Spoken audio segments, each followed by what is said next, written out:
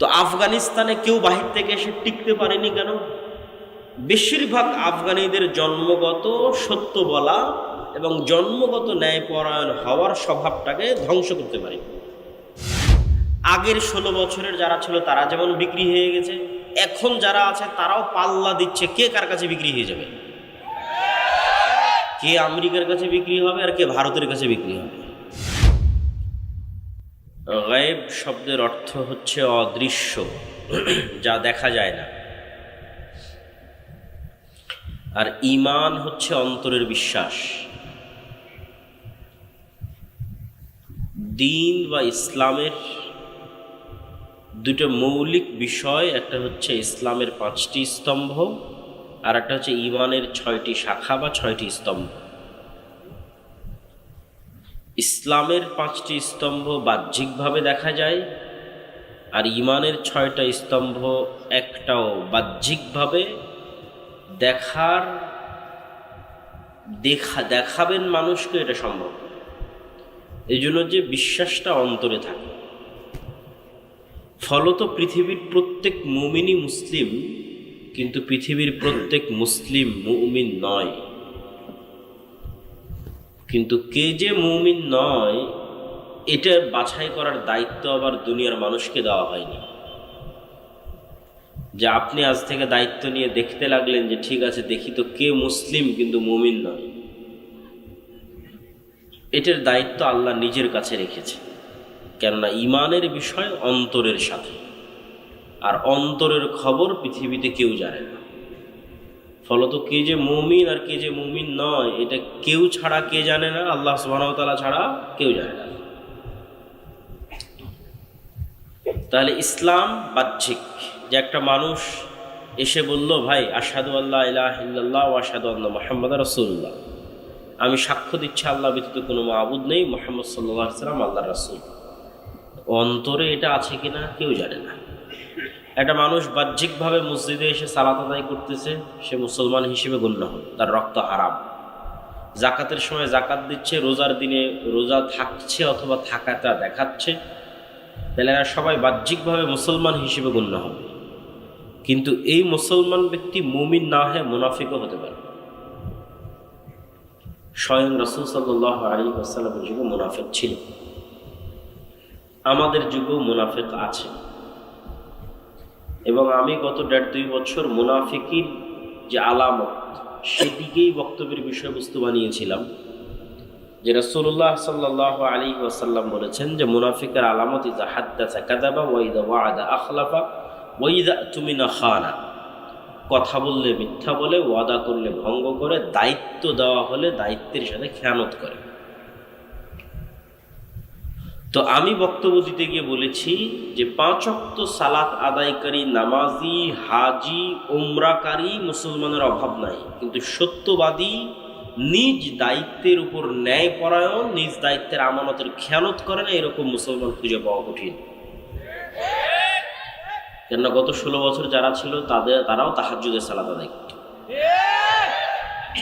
তাহলে আপনি তাহাজ্জুদের সালাত আদায় করার পরেও আপনি সত্যবাদী নন, মিথ্যুক। কেননা যে রাজনীতি আমাদের দেশে আছে, গণতান্ত্রিক রাজনীতি, এটা মিথ্যা ছাড়া চলা সম্ভব না। তো এটাই করতে হলে মিথ্যা বলতেই হবে। এভাবেই এর সিস্টেমটা ডেভেলপ করা আছে। সেটা পার্টির মধ্যে হোক, পার্টির বাইরে হোক, অন্য দলের বিরুদ্ধে হোক, অন্য দলের পক্ষে হোক। পার্টির মধ্যেও কেননা একই আসনে 5 জন 10 জন করে মনোনয়ন নেওয়ার জন্য প্রতিযোগিতা করতেছে। তাহলে পার্টির চেয়ারম্যানের কাছে তো সবাইকে মিথ্যা বলতে হবে, না হলে তো আরেকজনকে মনোনয়ন দিয়ে দিতে পারে। বুঝতে পারেননি? আরেকজনের নামে তো মিথ্যা বলতে হবে যে না ও এটা করে না, ও এটা করে না, ও এটা করে না। এইভাবেই এই রাজনীতিটা ডেভেলপ করা আছে। গণতান্ত্রিক রাজনীতিটা ডেভেলপই করা হয়েছে মুসলমানদের মধ্যে মিথ্যার কালচার অব্যাহত রাখার জন্য। কেননা ব্রিটিশরা 190 বছর মুসলমানদেরকে গোলাম রেখে মিথ্যা বলা শিখিয়েছে। বাই বর্ন মুসলমানেরা মিথ্যা বলা জানত না। আর মক্কার মুশরিকরা, কাফেররা পর্যন্ত মিথ্যা বলা জানত না। মুসলমান তো বহু দূরের কথা। আবু সুফিয়ান মুহাম্মদ সাল্লাল্লাহু আলাইহি ওয়াসাল্লামের সবচেয়ে বড় শত্রু, সব যুদ্ধে আল্লাহ নবীর বিরুদ্ধে নেতৃত্ব দিয়েছে।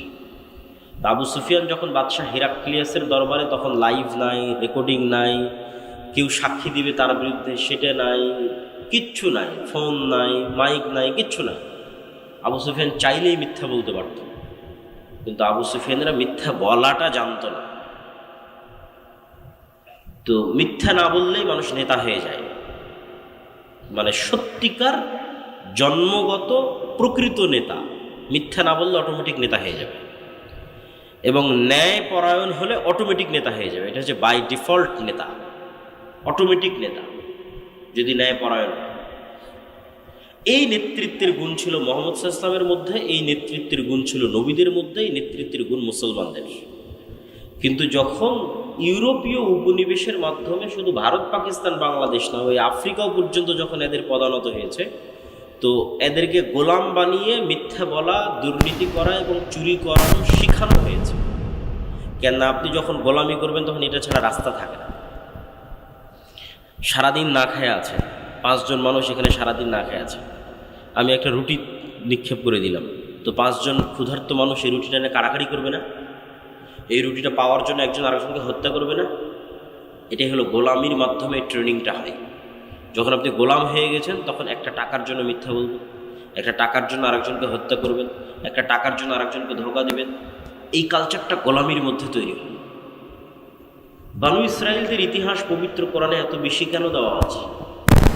বানু ইসরাইলের ইতিহাস পবিত্র কোরআনে এই জন্য এত বেশি দেওয়া আছে যে বানু ইসরাইলরা এত বিশাল বিশাল নেয়ামত পাওয়ার পরেও কিভাবে মুনাফিকি করছিল, কিভাবে ধোঁকা দিচ্ছিল, কিভাবে 2 নম্বরই করছিল, সেগুলো তুলে ধরা আছে। তো এগুলো ওদের রক্তের মধ্যে মিশে গেছিল ফেরাউনের কয়েকশো বছর গোলামি করার কারণে। আর এই কারণেই মুসা আলাইহিস সালামকে আল্লাহ ফেরাউনের বাড়িতে মানুষ করেছে। কেননা মুসা যদি আর 10টা বানু ইসরাইলের সাথে মানুষ হতো, তাহলে আর 10টা বানু ইসরাইলকে খাওয়ার জন্য মিথ্যা বলতে হয়, চাকরির জন্য মিথ্যা বলতে হয়, একটা রুটির জন্য দুর্নীতি করতে হয়। তাহলে মুসা আলাইহিস সালাম ওদের সাথে থাকতে থাকতে গোলামির নেচারগুলো না রক্তের মধ্যে ঢুকে যেত, বিকজ তার জাতি হচ্ছে গোলাম, বানু ইসরাইলরা গোলাম। তো মুসা আলাইহিস সালামের মধ্যে যেন গোলামির স্বভাব না ঢুকে, এই জন্য বাদশার বাড়িতে মানুষ করা হয়েছে, যেন জন্মগত সত্য বলা, জন্মগত ন্যায়পরায়ণ হওয়া যেন ভিতরে থেকে যায়, নষ্ট যেন না হয়। তো আফগানিস্তানে কেউ বাহির থেকে এসে টিকতে পারেনি কেন? বেশিরভাগ আফগানিদের জন্মগত সত্য বলা এবং জন্মগত ন্যায়পরায়ণ হওয়ার স্বভাবটাকে ধ্বংস করতে পারে। এই জন্য কেউ আফগানিস্তানে এসে সেভাবে বেশি দিন টিকতে পারে। আর যেই জাতিরই আপনি জন্মগত সত্য বলা এবং জন্মগত ন্যায়পরায়ণ হওয়ার স্বভাব ধ্বংস করে দিয়েছেন, আগের 16 বছরের যারা ছিল তারা যেমন বিক্রি হয়ে গেছে, এখন যারা আছে তারাও পাল্লা দিচ্ছে কে কার কাছে বিক্রি হয়ে যাবে, কে আমেরিকার কাছে বিক্রি হবে আর কে ভারতের কাছে বিক্রি হবে। কেন? স্বভাব রক্তের মধ্যে গোলামি, অতএব টাকার কাছে বিক্রি হতে হবে। এখানে আপনি কল্যাণকর যতক্ষণ এই 2টা মৌলিক নেতৃত্বের মূলনীতি ঠিক না হবে। আল্লামা ইকবাল বলেছেন, সাবাক ফির সে পড় সাদাকত কা, শুজাআত কা, আদালত কা, লিয়া জায়েগা তুঝসে কাম, দুনিয়া কি ইমামত কা। মুসলমানদের মধ্যে নামাজ আদায়কারী মুসলমানের কমতি নাই, মুসলমানদের মধ্যে হাজি মুসলমানের কমতি নাই, দানশীল মুসলমানের কমতি নাই, কিন্তু মিথ্যা বলবে না, সত্য কথা বলবে এবং ন্যায় পরায়ণতার উপর অটল থাকবে, দুর্নীতি করবে না, নিজ দায়িত্বের আমানতের খেয়ানত করবে না। এইরকম মুসলমানেরই অভাব পড়ে গেছে। এইরকম মুসলমান যদি তৈরি হয়ে যায় তো সারা পৃথিবী আবার মুসলমানেরা নেতৃত্ব দেবে। এই বক্তব্য আমি গত 1.5-2 বছর দিয়ে এসেছি মুনাফিকের আলামতের উপর, যে বহু মানুষ মুসলমান কিন্তু মুনাফিক। সে হজ করতেছে, মনে করছে আমি হজ করছি, উমরা করতেছি, দান করতেছি, কিন্তু মুনাফিক। কেননা ঈমান থাকলে কখনো মানুষ মিথ্যা বলতে পারে না। অন্তরে যদি ঈমান থাকে, অন্তরে ঈমান থাকলে মানুষ কখনো অন্যায় করতে পারে না, দুর্নীতি করতে পারে না, যদি অন্তরে ঈমান ঢুকে যায়। এই জন্য এবারের আলোচনার বিষয়বস্তু হচ্ছে ঈমান, আল ঈমান বিল গায়ব। আল ঈমান বিল গায়বের উপর বই লেখাও সম্পূর্ণ হয়েছে। আল্লাহর পথে যাত্রা নামে আগামী 6-7 নভেম্বর সালাফি কনফারেন্স, মানে এক সপ্তাহ পরেই আল জামিয়া সালাফিয়া ডাঙ্গিপাড়া পোয়া রাজশাহী, পাকিস্তান, ভারত, সৌদি আরব, বাংলাদেশের বড় বড় আলেম ওলামারা থাকবে। 2 দিনব্যাপী সম্মেলন। আপনারা যাবেন তো ইনশাআল্লাহ? দাওয়াত থাকলো আপনাদের, আল্লাহ কবুল করুন। তো সেখানে প্রকাশ পাবে আর কি বইটা। তো সেখান থেকেই ধীরে ধীরে টুকটাক আলোচনা নিয়ে আসার চেষ্টা করতেছি। এখন আলোচনা সেভাবে সাজানো গোছানো হয়ে ওঠেনি, যে একদম একদিক থেকে সাজানো গোছানো বলতেই থাকবে এরকম হয়নি। তবে সারমর্ম কথা যতটুকু পারি ততটুকু বলি। ঈমান বিল গায়ব, ঈমান নাই মুসলমানদের ঈমান বিল গায়েব নাই। এটা আরো ভালো বুঝলাম কখন, সরকার পড়ে যাওয়ার পর যখন ইসলামী ঘরানার অসংখ্য দল মতাদর্শ সবার সাথে উঠা বসা করার আল্লাহ সুযোগ দিল, এবং আলহামদুলিল্লাহ এখনো সেই সুযোগটা আছে। সবার সাথে একটা ভালো সম্পর্ক, সুসম্পর্কের ভিত্তিতে যাতায়াত আছে, যাওয়া আসা হয়। তো এই যাতায়াতের ভিত্তিতে আমি আর একটা নতুন জিনিস শিখলাম, যেটা হয়তো আমারও ছিল না, আমার ধারণা। আমি এটা শিখলাম যে আমরা যারা মুসলমান হয়তো দিনের দাওয়াত দিচ্ছি, হয়তো মসজিদ মাদ্রাসা গড়ে তুলতেছি, হয়তো ইসলামী দল পরিচালনা করতেছি, আমাদের এখনো পরিপূর্ণরূপে ঈমান বিল গায়েব অর্জিত হয়নি। অদৃশ্যের উপর বিশ্বাস মজবুত হয়নি যেভাবে সাহাবীদের ছিল। এই 6টা বিশ্বাসের কথা সবাই জানেন। তো ওইটা মুখে বললে কোনো সমস্যা নাই, যে আশহাদু আল্লা ইলাহা ইল্লাল্লাহ ওয়া আশহাদু আন্না মুহাম্মাদার রাসূলুল্লাহ। কিন্তু এই 6টার কাজ মুখে বলার সাথে না, এই 6টার কাজ কিসের সাথে? অন্তরের সাথে। কিন্তু আমরা এই 6টাও মুখে বলে শেষ করে দিয়েছি, যে আল্লাহর উপর ঈমান আনলাম, ফেরেশতাদের উপর ঈমান আনলাম, নবী রাসূল কিতাবের উপর ঈমান আনলাম, তাকদীরের উপর ঈমান আনলাম, পরকালের উপর ঈমান আনলাম। মুখ পর্যন্তই শেষ। কেউ আর বাস্তবে কোনোদিন অন্তর দিয়ে সত্যিকারভাবে বিশ্বাস করলো না যে আল্লাহ কে, আল্লাহর শক্তি কি, আর ফেরেশতা কে, ফেরেশতা কোথায় থাকে, কি করে, ফেরেশতা আসলেই আছে কিনা পৃথিবীতে, আর পরকাল পুনরুত্থান, মরার পরে কীভাবেই বা পরকাল পুনরুত্থান হবে। ফলত বললাম মুখে এই কথাগুলো, কিন্তু জীবন চলতে থাকলো দুনিয়ামুখী, বস্তুবাদী। আমরা আমাদের অসংখ্য জীবনের অসংখ্য সিদ্ধান্ত দুনিয়াকে সামনে রেখে নিই, দুনিয়াকে কেন্দ্র করে নিই, বস্তুকে কেন্দ্র করে নিই। কখনো অদৃশ্যের উপর বিশ্বাসকে কেন্দ্র করে আমরা সিদ্ধান্ত নেই না। কেননা আমাদের দরকার ইমিডিয়েট রেজাল্ট, এখনই রেজাল্ট দরকার। অতএব এখন এটা ছাড়া আর তো কোনো ওয়ে নাই।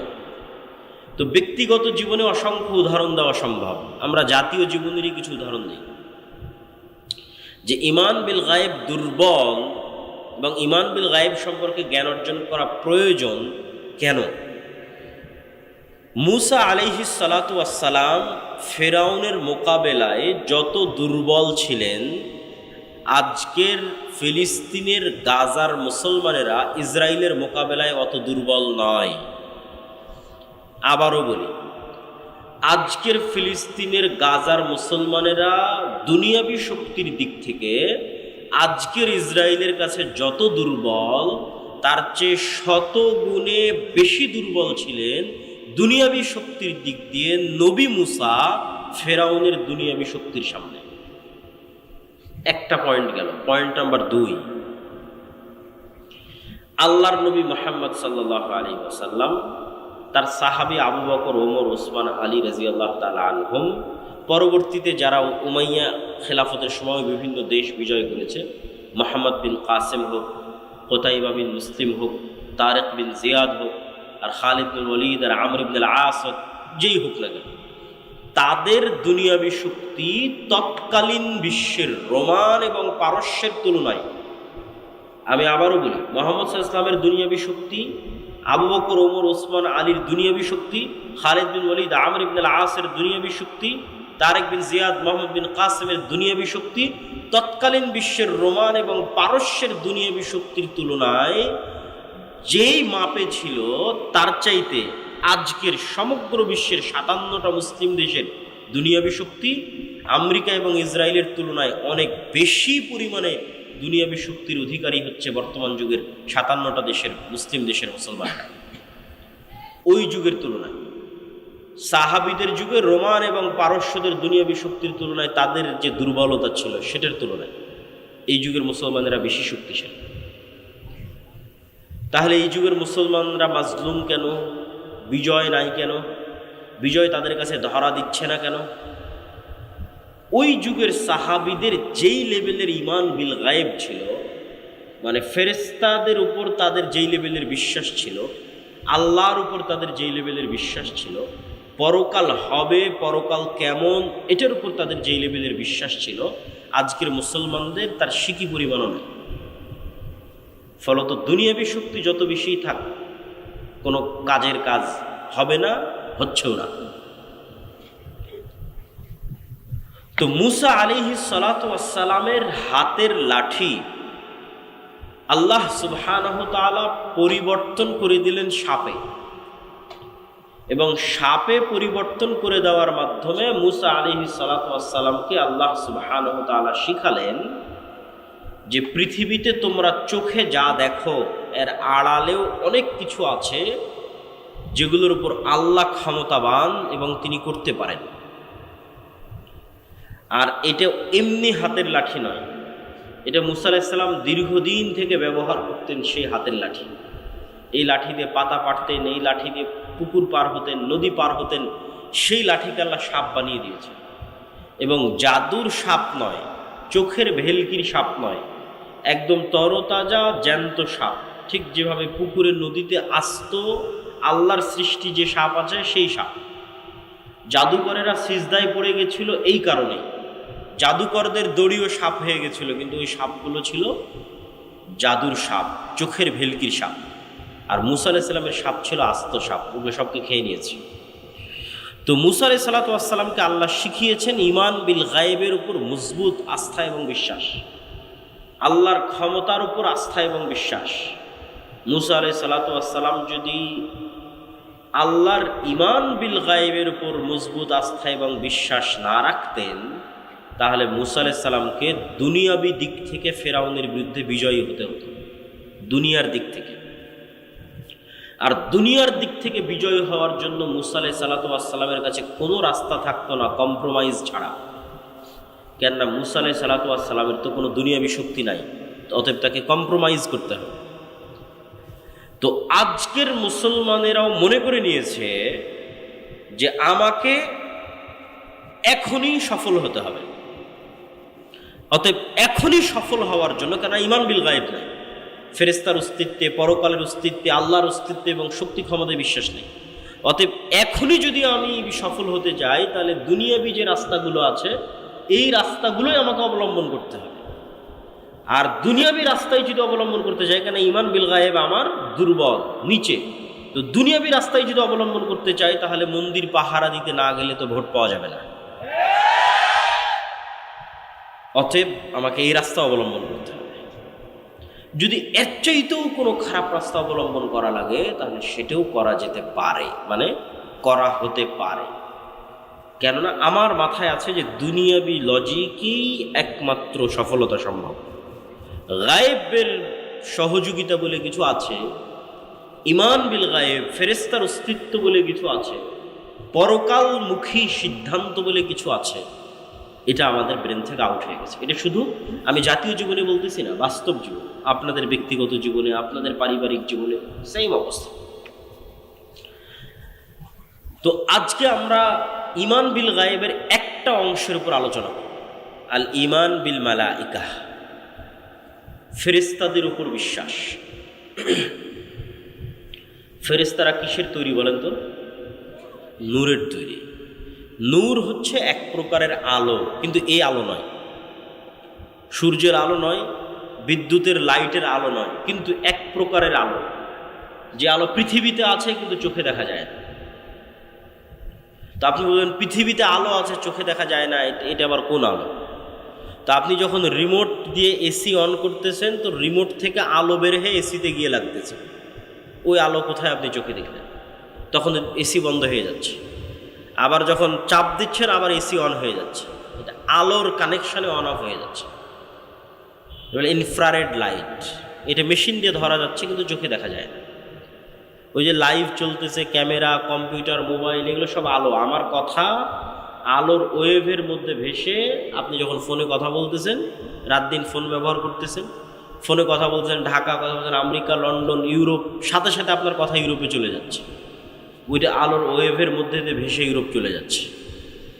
কিন্তু দুঃখজনক হলেও সত্য যে আপনি রাত দিন ইউরোপ আমেরিকায় কথা বলতেছেন, আপনার কথা ইউরোপ আমেরিকার সাথে সাথে চলেও যাচ্ছে। রাত দিন লাইভ দেখতেছেন, হ্যাঁ গাজায় এটা হচ্ছে, সাথে সাথে লাইভ দেখেন।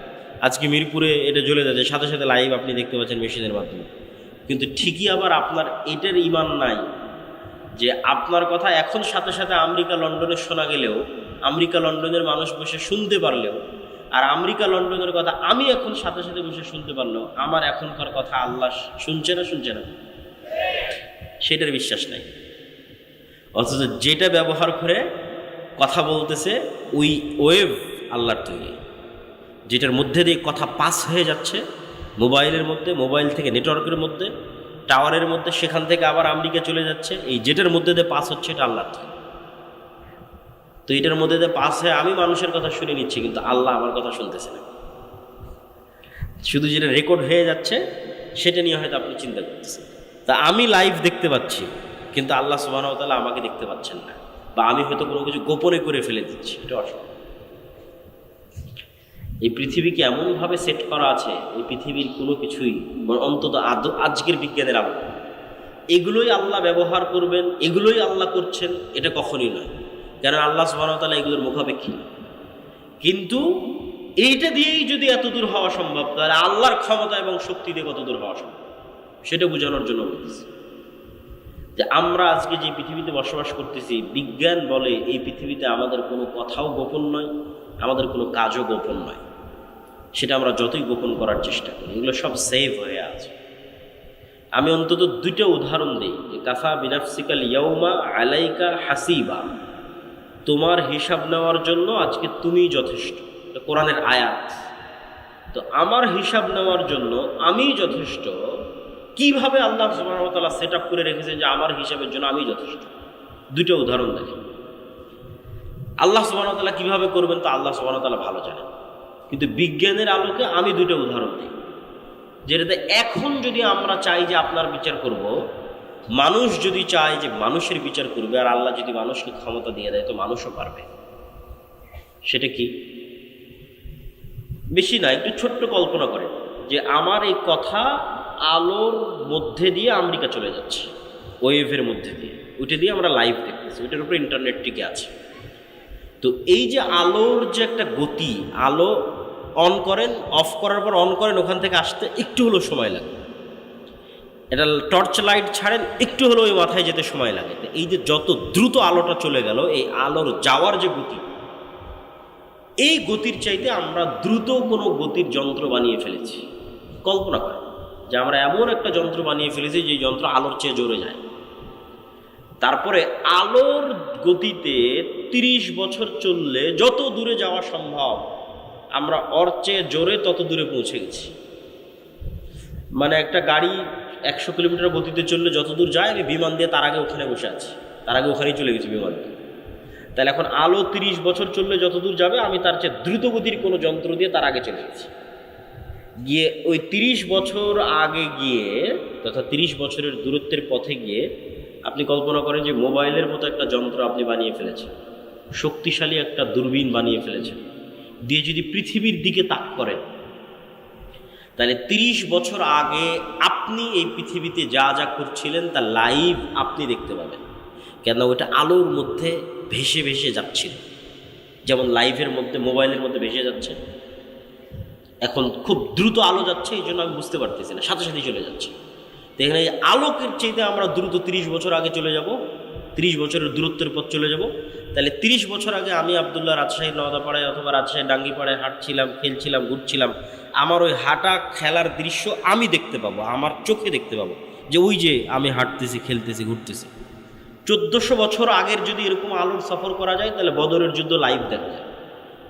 অসম্ভব নয়, বাস্তব সত্য। মুহাম্মদ সাল্লাল্লাহু আলাইহি ওয়াসাল্লামের পুরো জীবনী দূরবীন দিয়ে লাইভ দেখা যায়। কিন্তু মানুষ আলোর চেয়ে গতি অর্জন করতে পারবে না, যেতেও পারবে না, দেখতেও পারবে না, সেটা ভিন্ন কথা। কিন্তু আপনার একটা কাজও হারিয়ে যায়নি, সব সেভ হয়ে আছে আলোর মধ্যে, আর আপনার সব কথা আপনি শুনতে পাবেন। তো কাফা বিনাফসিকাল ইয়াউমা আলাইকা হাসিবা, আপনার নিজের বিচার করার জন্য তো আপনি যথেষ্ট। এবার আর একটা বলি যে আপনার নিজের বিচার করার জন্য আপনি যথেষ্ট, সেটা কি? আপনার মোবাইলের মেমোরি কার্ড, অনলাইনের ডাটা, এগুলো সবাই খুব ভালোভাবে জানেন যে অনলাইনের কোনো ডাটা হারায় না। কোথায় ফেসবুকে যদি কোনো কমেন্ট করে থাকেন ওটা থাকে, কোথাও যদি ফেসবুকে মেসেজ দিয়ে থাকেন ওটা থাকে, কোনো লাইভ করে থাকেন সেটা থাকে, ফেসবুক কর্তৃপক্ষের কাছে থাকে, আপনি রাখলে থাকে। অনলাইনে কোনো টাকা ট্রান্সফার হলে সেটা হারায় না, সেটা থাকে। এগুলো কোনো কিছু হারায় না, মেমোরি কার্ডের মতো ডাটা সেন্টারের মতো সেভ হয়ে যায়। তো আমরা যে আমাদের শরীরের সাথে এগুলো সব কম্পিউটার ক্যামেরার চাইতে ভয়ঙ্কর কিছু বহন করে নিয়ে বেড়াচ্ছি, সেটা হচ্ছে আমাদের মাথা। সবগুলোর সাথে ভয়ঙ্কর। এরা যেমন ক্যামেরা দিয়ে আমাকে ভিডিও করতেছে, করার পরে এটা চিপস বের করে কম্পিউটারে দিবে, তাই না? সেখানে এটা সেভ হয়। তো আমার এটা ক্যামেরা, আমি এটাতে যা যা দেখতেছি সব এখানে সেভ হচ্ছে, আমার মেমোরিতে সেভ হচ্ছে। আমি যা যা দেখতেছি আমার মেমোরি, যা যা শুনছি সব আমার মেমোরিতে সেভ হচ্ছে, আমার মেমোরিতেই। এখন ইলন মাস্ক বলতেছে যে সে মানুষের ব্রেনের সাথে ইন্টারনেট কানেক্ট করার প্রযুক্তি নিয়ে আসার চেষ্টা করছে, যাতে মানুষের ব্রেনের ডাটা অটোমেটিক ট্রান্সফার করা যায়। তাহলে কয়দিন পর তো আপনি আপনার ব্রেনের ডাটা ট্রান্সফার করে আপনি দেখতে পাবেন যে আপনি মোবাইলে কি দেখছিলেন, ব্রেনে সেভ হয়ে আছে কি দেখছিলেন, কেন এই ক্যামেরা দিয়ে গেছে এখানে সেভ হয়েছে। আপনি কান দিয়ে কি শুনছিলেন এখানে সেভ হয়ে আছে। কিন্তু মোবাইলের এদের ক্যামেরায় যে পরিমাণ জিবি ধারণ করা সম্ভব, তার সাথে হাজার লক্ষ কোটি গুণ জিবি এখানে ধারণ করা সম্ভব। 500 বছর যদি মানুষের ব্রেন কাজ করে, তাহলে 500 বছর যা যা দেখবে সব এই ব্রেনে সেভ থাকবে। এরকম পাওয়ারফুল মানুষের ব্রেন, এবং 500 বছরে যা যা শুনবে সব এখানে সেভ থাকবে। তো কাফা বিনাফসিকাল ইয়াউমা আলাইকা হাসিবা, আজকে তোমার বিচারের জন্য তুমি যথেষ্ট, সব তো তোমার ব্রেনেই সেভ হয়ে আছে। এটা শুধু ডাটা ট্রান্সফার করা লাগে, যেহেতু কয়দিন পর মানুষই করে ফেলতেছে। আমি আল্লাহর কথাই যাচ্ছি না। আল্লাহ সুবহানাহু ওয়া তাআলা কীভাবে মানুষকে ধরবে সেটা আল্লাহ সুবহানাহু ওয়া তাআলা জানেন। আমি বলছি আজকে আপনি যদি আপনার বিচার করতে চান তা আপনি পারবেন, যে চলো আমি কি কি করেছি সব ব্রেনে সেভ হয়েছে, কী দেখেছি, কি বলেছি, কি শুনেছি, সব সেভ হয়েছে। কিচ্ছু আপনার এই ব্রেন ডাটা ট্রান্সফার করলে আপনি সব দেখতে পাবেন। আর এই যে আলো ওয়েভ, এর মধ্যে সব সেভ হয়ে আছে। আমরা যে আলোচনা থেকে এখানে আসছি যে ফেরেশতারা নূরের তৈরি, তো নূর তো দেখা যায় না। তো নূর এমন এক প্রকারের আলো যা দেখা যায় না, কিন্তু আলো এটা পৃথিবীতে আছে। তো এটা বোঝানোর জন্য অসংখ্য দলিল আছে। আমার ওই আল্লাহর পথে যাত্রা বই অসংখ্য দলিল আমি দিয়ে রেখেছি। আজকের এই সংক্ষিপ্ত আলোচনা একটু অল্প অল্প করে বলি, কেন বক্তব্য দীর্ঘায়িত করতে চাই না, সংক্ষিপ্ত করতে চাই। আবারও আমাদেরকে রাজশাহী নয় ঢাকা ফিরে যেতে হবে, এটা একটু কষ্ট করার। আল্লাহুম্মা জাআল ফি কলবি নূরা, রাসূল সাল্লাল্লাহু আলাইহি ওয়াসাল্লাম বলছে, হে আল্লাহ আমার অন্তরে নূর তৈরি করে দেন। সামিঈ নূরা, কানে নূর তৈরি করে দেন। বাসরি নূরা, চোখে নূর তৈরি করে দেন। সামনে নূর তৈরি করে দেন, পিছনে নূর তৈরি করে দেন, ডানে নূর তৈরি করে দেন, বামে নূর তৈরি করে দেন, উপরে নূর তৈরি করে দেন, পায়ের নিচে নূর তৈরি করে দেন। তাহলে নূর একটা অস্তিত্বশীল জিনিস, যা সামনে পিছে আগে পরে চোখে কানে অন্তরে তৈরি হয়। লাইটের বাল্বের ভোল্টের মতো বাড়ে কমে। নূর লাইটের বাল্বের ভোল্টের মতো, যেমন যে ফ্যানের পাওয়ারটা বাড়িয়ে দিল, ঠিক যেমন আপনি চোখের পাওয়ার যখন কমে যাচ্ছে তখন চশমা লাগিয়ে নিচ্ছেন, কানের পাওয়ার যখন কমে যাচ্ছে তখন কানে মেশিন লাগিয়ে নিচ্ছেন। তো আপনার কানের পাওয়ারের কম বেশির অস্তিত্বটা যেমন সত্য, চোখের পাওয়ারের কম বেশির অস্তিত্ব যেমন সত্য, এই চোখে নূর তৈরি হয়, কানে নূর তৈরি হয়, অন্তরে নূর তৈরি হয়, এটা তেমন সত্য। রাসূলুল্লাহ সাল্লাল্লাহু আলাইহি ওয়াসাল্লাম বলছেন, আমাদের চোখে আমরা যে পৃথিবী দেখি, এই পৃথিবী আর যে গায়েব আমরা দেখতে পাই না, আল্লাহর অস্তিত্ব, এই দুইটার মধ্যে পর্দা হচ্ছে নূর। আল্লাহর চেহারা, আল্লাহর অস্তিত্ব আমরা যে দেখতে পাই না, এই দুইটার মধ্যে পর্দা হচ্ছে নূর। লাউ কাশাফাহু, যদি নূর সরিয়ে দেওয়া হতো, পৃথিবীতে যে নূর আছে, আসমান এবং জমিনে যে নূর আছে, নূর যদি সরিয়ে দেওয়া হতো, আল্লাহর চেহারার তাজাল্লিতে আসমান এবং জমিন ধ্বংস হয়ে যেত। আল্লাহু নূরুস সামাওয়াতি ওয়াল আরজ, আল্লাহ হচ্ছেন আসমান এবং জমিনের নূর। সম্মানিত উপস্থিতি, তাহলে নূরের তৈরি ফেরেশতা, নূর এমন এক প্রকারের আলো যা চোখে দেখা যায় না। 2 নম্বর, যা মেশিনেও ধরা যায় না। কিছু আলো তো যেগুলো চোখে দেখা যায় না, মেশিনে ধরা পড়তেছে, ওই যে মোবাইলের ক্যামেরার, তারপরে হচ্ছে রিমোট কন্ট্রোলের। কিন্তু এক প্রকারের আলো নূর যা চোখেও দেখা যায় না, মেশিনেও ধরা পড়ে না। তাহলে আপনি বলবেন এটা কেমন কথা বললেন যে একটা জিনিস পৃথিবীতে আছে, চোখেও দেখব না, মেশিনেও ধরা পড়বে না? জি, আল্লাহর গায়েবের প্রত্যেকটা জিনিসের কিছু না কিছু আলামত আল্লাহ তার সৃষ্টিজীবের মধ্যে রেখে দিয়েছে। কিছু না কিছু আলামত আল্লাহ তার সৃষ্টিজীবের মধ্যে রেখে দিয়েছে। আল্লাহর এক ব্যতিক্রম সৃষ্টিজীব হচ্ছে কুকুর। কুকুর মানুষের চাইতে 10,000 গুণ বেশি ঘ্রাণ, নাক দিয়ে ঘ্রাণ নেওয়ার ক্ষমতা কুকুরের মানুষের চাইতে 10,000 গুণ, 100, 200, 500, 1000, 2000, 10,000 গুণ বেশি। তাহলে আমার কাছে আমি যদি এই পানির বোতলটা নিই এবং এই পানির বোতলটা নাকে টানি, তাহলে বলবো না এটার তো কোনো সেন্ট নাই। পানিরও আমি বলতে পারি যে না, পানির তো কোনো সেন্ট নাই, এটার কোনো সেন্ট নাই। তা এটার সেন্ট নাই বলাটা যেমন মিথ্যা, বিজ্ঞানও হয়তো এসে বলবে যে না এটার কোনো সেন্ট নাই, বিজ্ঞানও মিথ্যা। কেন? বিজ্ঞান এখন পর্যন্ত কুকুরের নাকের মতো পাওয়ারফুল যন্ত্র তৈরি করতে পারে। কিন্তু এই পানির বোতলটা কুকুরের নাকের সামনে লাগান, দিয়ে পানির বোতলটাকে 10 কিলোমিটার দূরে রেখে আসেন, এই পানির বোতল কুকুর খুঁজে বের করে নিয়ে আসবে। তাহলে আমি না গন্ধ পাচ্ছি না, আর আমার আবিষ্কার করা যন্ত্রও গন্ধ ধরতে পারতেছে না, তার মানে গন্ধ নাই। এটা কি ঠিক না ভুল? আছে, তার প্রমাণ কি? ওই যে আল্লাহর আর এক সৃষ্টিজীবও ধরতে পারতেছে, ওর কাছে আছে। আমরা যেভাবে একজন আরেকজনকে দেখছি, চিনছি, ভাবে কুকুর চিনে না। কুকুর ঘ্রাণ দিয়ে আপনাকে চিনে। আপনার এই চেহারা, সাদা কালো দাড়ি, অথবা দাড়ি চাছা, লম্বা, উঁচু, মোটা, এইভাবে দেখে কুকুর চিনে না, যেভাবে আমরা চিনি। ঘ্রাণে চিনে, এটা অমুক, এটা অমুক, ঘ্রাণে চিনে ফেলে। ওইভাবে দেখতেই পায় না কুকুর। আমরা যেভাবে দেখি এভাবে দেখতেই পায় না, তো ওভাবে দেখে চিনবে কি? ওকে আল্লাহ দিয়েছে ঘ্রাণ শক্তি। ঠিক হাতি সহ এরকম কিছু প্রাণী আছে যাদের দিয়েছে শ্রবণ শক্তি, খুব সূক্ষ্ম, একদম ভয়ঙ্কর লেভেলের সূক্ষ্ম। মানুষের যে 2-3 হাজার গুণ, যন্ত্র ওই লেভেলে সূক্ষ্ম নয়। তাহলে একটা আওয়াজ আমি শুনতে পাচ্ছি না, তার মানে ওই আওয়াজটা নাই, মিথ্যা কথা। একটা আওয়াজ কোনো যন্ত্র শুনতে পাচ্ছে না পৃথিবী, তার মানে আওয়াজটা নাই, মিথ্যা কথা। যে কবরের আওয়াজ আমি শুনতে পাই না, মুগুর দিয়ে তো পিটাচ্ছে, কই আমি তো শুনতে পাচ্ছি না, চিৎকার করতেছে, আমি তো শুনতে পাচ্ছি না, তার মানে আওয়াজ হচ্ছে না। না, ওই লেভেলের আওয়াজ শোনার ক্ষমতা আপনার নাই, কিন্তু ওই লেভেলের আওয়াজ শোনার ক্ষমতা আল্লাহর কিছু কিছু প্রাণীর আছে। তো ঠিক পৃথিবীতে এমনও আলো আছে যে আলো দেখার ক্ষমতা আল্লাহর কিছু প্রাণীর আছে। যেমন কুকুরকে শয়তানের আলো দেখার ক্ষমতা দেওয়া আছে, মোরগকে ফেরেশতার নূর যেই লেভেলের আলো, ওই লেভেলের আলো দেখার সক্ষমতা মুরগিকে দেওয়া আছে ফজরের সময় যখন সে চিৎকার করে। সম্মানিত উপস্থিতি, তাহলে পৃথিবীতে নূর অস্তিত্বশীল এবং ফেরেশতারা নূরের তৈরি, এবং ফেরেশতাদের অস্তিত্ব আমাদের সাথে সম্পৃক্ত কতটা বাস্তব আমি না বুঝাতে পারলে সেটা আমার ব্যর্থতা, কিন্তু আমি বুঝানোর তারপর চেষ্টা করব। ঈমান বিল গায়েবকে ইয়াকিনের স্তরে নিয়ে যাওয়ার। ঈমান বিল গায়েবের 6টা বিশ্বাস মুসলমানদের নাই, সেটাকে ইয়াকিনের স্তরে নিয়ে যাওয়া যায় কিনা, পারলে সফল, না পারলে ব্যর্থ, সেটা আমার ব্যর্থতা। সেটা হচ্ছে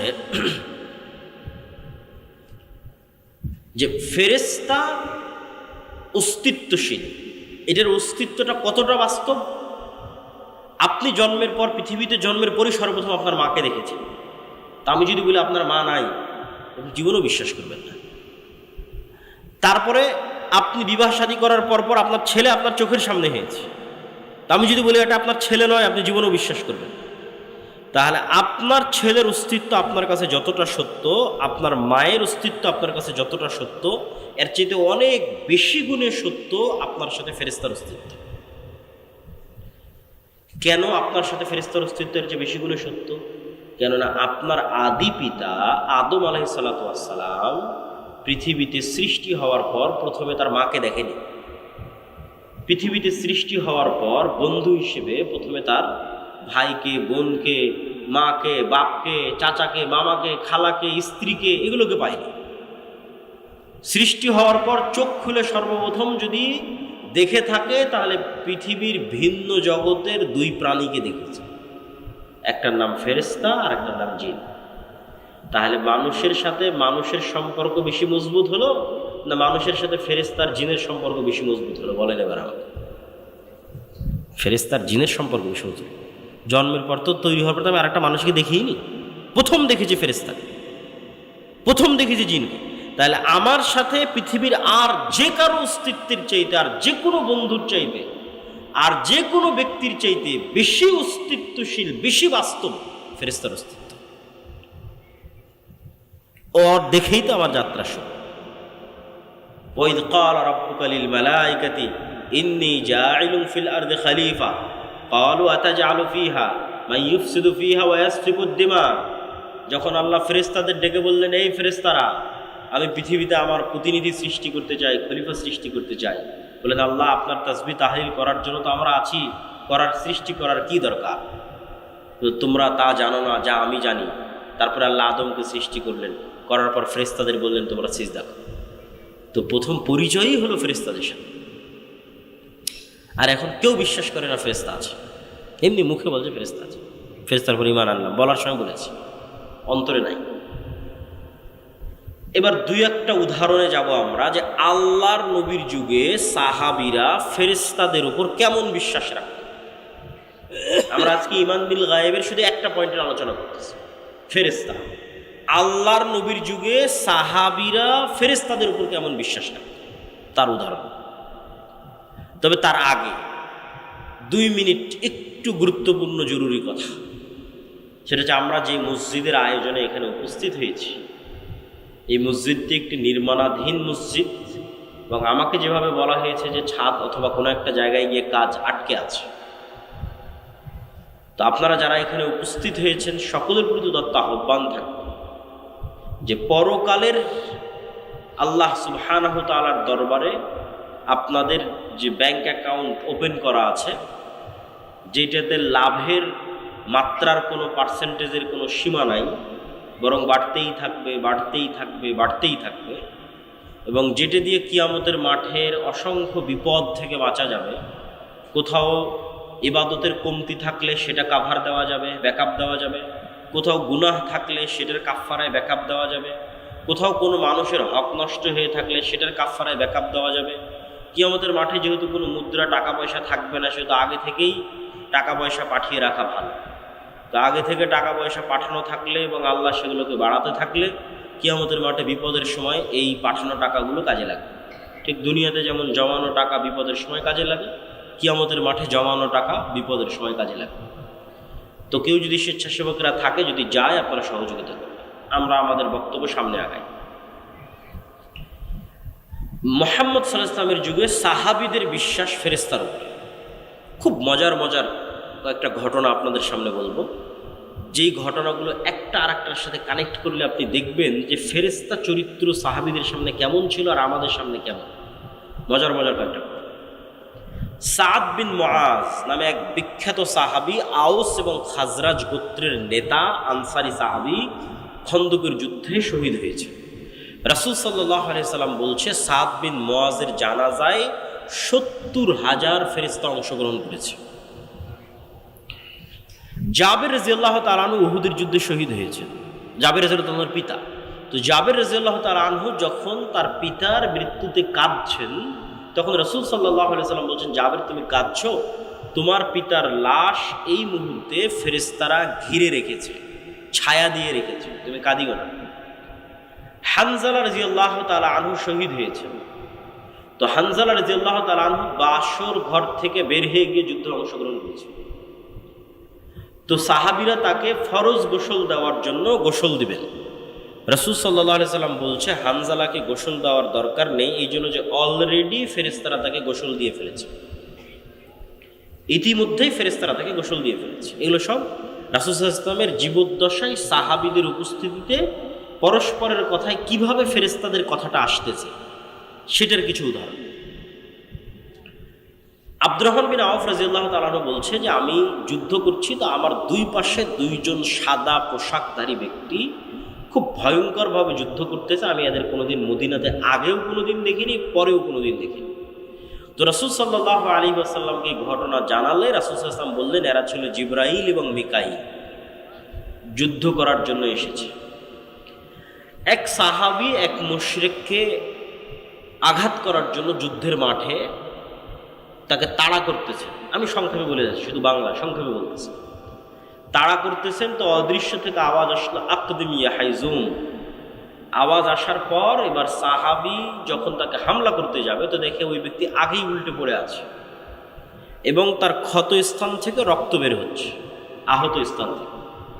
সাহাবী এই ঘটনা রাসূল সাল্লাল্লাহু আলাইহি ওয়াসাল্লামকে বললে আল্লাহর নবী বললেন, এটা তৃতীয় আসমান থেকে আসা ফেরেশতার আক্রমণ ছিল। এই ফেরেশতা তৃতীয় আসমান থেকে এসেছিল, তৃতীয় আসমান থেকে আসা ফেরেশতার আক্রমণ। খন্দকের যুদ্ধ থেকে রাসূল সাল্লাল্লাহু আলাইহি ওয়াসাল্লাম যখন খন্দকের যুদ্ধে বিশাল ঝড় হয়ে মক্কার কাফের মুশরিকরা সব পালিয়ে গেছে, 10,000 সেনাবাহিনী 1 মাস যাবৎ মদিনা ঘেরাও করে রেখেছে। তা আল্লাহর নবী মনে করে যে যুদ্ধ শেষ, তারা তো চলে গেছে। উনি বাড়িতে এসে অস্ত্র রেখে 1 মাসে প্রচুর টেনশন গেছে, তার উপরে প্রচুর পরিশ্রম গেছে, খাদ্যের সংকট, যোগাযোগ বিচ্ছিন্ন, কষ্ট, পেটে পাথর বেঁধে রাখার যে ঘটনাগুলো সেগুলো এখনকার। তো রাসূল সাল্লাল্লাহু আলাইহি ওয়াসাল্লাম অস্ত্র রেখে গোসল করতে গেছে। অস্ত্র বলতে তরবারি, তীর ধনুক। তো আয়েশা রাদিয়াল্লাহু তাআলা আনহা বলছেন, জিবরাইল এসে রাসূল সাল্লাল্লাহু আলাইহি ওয়াসাল্লামকে বলছে যে আপনি অস্ত্র রেখে দিয়েছেন, আমরা তো রাখিনি, তো তোমরা কেন রাখনি? তো বানু কুরাইজা, বানু কায়নুকা, বানু নযীর, এই 3টে ইহুদি গোত্র যুদ্ধ চলা অবস্থায় আল্লাহর নবীর সাথে গাদ্দারি করেছে, অথচ এরা লিখিত চুক্তি করেছিল যে এরা গাদ্দারি করবে না, পক্ষে থাকবে। তো জিবরাইল বলছে এই সমস্ত গাদ্দারদের বিচার না করা পর্যন্ত যুদ্ধ শেষ হয়নি, আপনি এখনই বের হন, যুদ্ধ এখনো শেষ হয়। মক্কার কাফের মুশরিকরা চলে গেছে, কিন্তু এই গাদ্দারদেরও বিচার করতে। ঠিক আছে, মুহাম্মদ সাল্লাল্লাহু আলাইহি ওয়াসাল্লাম বের হলেন সাহাবীদের সহ। এবার আনাস রাদিয়াল্লাহু তাআলা আনহু থেকে বর্ণিত, তিনি বলেন যে আমরা যখন বানু কুরাইজা, বানু কায়নুকা, বানু নযীর গোত্রের দিকে আমাদের অভিযান পরিচালনা করার জন্য রওনা দিচ্ছি, তখন আমাদের আগে আগে আমরা উড়ন্ত ধুলা দেখতে পাচ্ছি, যে উড়ন্ত ধুলা জিবরাইলের অশ্বারোহী বাহিনীর উড়ন্ত ধুলা। আল্লাহু আকবার। সহিহ হাদিস, যে আনাস রাদিয়াল্লাহু তাআলা আনহু বলছেন আমরা আমাদের আগে উড়ন্ত ধুলা দেখছি, যে উড়ন্ত ধুলা জিবরাইলের অশ্বারোহী বাহিনীর উড়ন্ত। একদিন রাসূলুল্লাহ সাল্লাল্লাহু আলাইহি ওয়াসাল্লাম বসে আছেন, একজন অপরিচিত ব্যক্তি হঠাৎ করে, আমি কিন্তু স্বেচ্ছাসেবক ভাইদের আহ্বান জানাবো যে আপনাদের যদি দানের কোনো পরিকল্পনা থাকে সেটা কিন্তু এখনই করে ফেলতে হবে, আমার বলার কথা কিন্তু হয়ে গেছে। তো একদিন রাসূলুল্লাহ সাল্লাল্লাহু আলাইহি ওয়াসাল্লাম বসে আছেন, একজন অপরিচিত ব্যক্তি মসজিদের মধ্যে প্রবেশ করেছে। ওমর রাদিয়াল্লাহু তাআলা আনহু বলছেন যে আমরা তাকে মদিনায় আগেও কোনোদিন দেখিনি, পরেও কোনোদিন দেখিনি, আর তার শরীরে সফরের কোনো আলামত নাই। আর এটা বিমানের সফর নয়, মরুভূমির সফর। আমি বিমানে ঢাকা থেকে এসে এখন আপনার এখানে পৌঁছেছি, তারপরেও একটু ঘামের আলামত আছে, একটু খাবার খেয়েছি বা কোথাও চলেছি, তার একটু ময়লা লাগার আলামত আছে। সফরে যে আছি তার আলামত আছে, বিমানে সফর করার। আর ওই যুগের সফর মরুভূমির সফর, ঘোড়ায় হবে, উঠে হবে।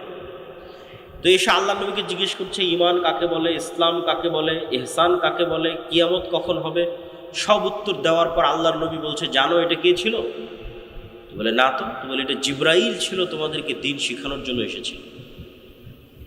রাসূল সাল্লাল্লাহু আলাইহি ওয়াসাল্লাম বলতেছে আজকে আমার বাড়িতে জিবরাইল আসেনি। কেন আসেনি? তাহলে একটা ছবি থাকার কারণে। রাসূল সাল্লাল্লাহু আলাইহি ওয়াসাল্লাম বলতেছে যে আমাকে জিবরাইল বারবার মিসওয়াক করতে বলে, কেন আমার মুখের গন্ধে জিবরাইলের কষ্ট হয়।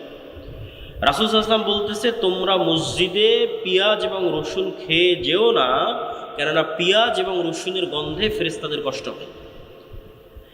আপনি এগুলো সবগুলোকে যদি একদিনের চিত্র কল্পনা করেন, যে একদিনের চিত্র মনে করেন একদিনে এগুলো ঘটতেছে, তাহলে এবার বলেন যে খালিদ ইবনুল ওয়ালিদ, আমর ইবনুল আস, এরা যখন যুদ্ধ করতে গেছে রোমান এবং পারস্যদের বিরুদ্ধে, যখন রোমান পারস্যের ক্ষমতা এদের চেয়ে বেশি, তো এরা দুনিয়াবী শক্তি দিয়ে বিজয় অর্জন করবে এই আশায় যুদ্ধ করতে গেছে, না আল্লাহ সাহায্য করবে এই আশায় যুদ্ধ করতে গেছে?